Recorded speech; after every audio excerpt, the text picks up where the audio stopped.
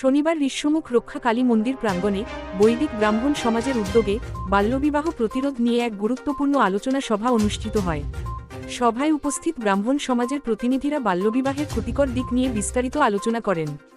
আলোচনায় বক্তব্য রাখেন বিমল আচার্য, কাজল চক্রবর্তী, কান্তিলাল চক্রবর্তী সহ অন্যান্যরা। সমাজ থেকে এই প্রথা নির্মূল করতে কঠোর পদক্ষেপ নেওয়ার সিদ্ধান্তও গৃহীত হয়। প্রয়োজনে আইনের আশ্রয় নেওয়ার কথাও জানান তারা। সভায় মোট 15 থেকে 16 জন ব্রাহ্মণ উপস্থিত ছিলেন এবং ভবিষ্যতে সচেতনতা বাড়ানোর ওপরও জোর দেওয়া হয়। আজকে আমরা প্রধানত বাল্যবিবাহ নিরসনে আমাদের এলাকাকে বাল্যবিবাহ মুক্ত একটা এলাকা তৈরি করার জন্য এখানে মিলিত হয়েছি। এখানে লোক কতজন হবে? আমাদের বৈদিক ব্রাহ্মণ সমাজ ঋষ্যমুখ অঞ্চল কমিটির আজকে 15-16 জন সদস্য নিয়ে আমাদের আলোচনা সভা সংগঠিত হয়েছে। এবং পরবর্তী সময় আপনারা কি পদক্ষেপ নিতে চান?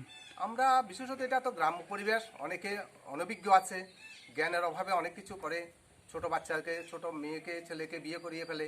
আমরা চেষ্টা করব সবাইকে অন্তত এই ব্যাপারে অভিজ্ঞ করে, যাতে তারা 18 বছরের কমে কোনো মেয়েকে বিয়ে না দেয়, 21 বছরের কমে কোনো ছেলেকে বিয়ে না করায়। তারপরেও যদি করাতে যায় সেখানে আমরা প্রতিবন্ধকতা সৃষ্টি করব, যাতে বিয়েটা না হয়, তার জন্য আমরা সচেষ্ট হব।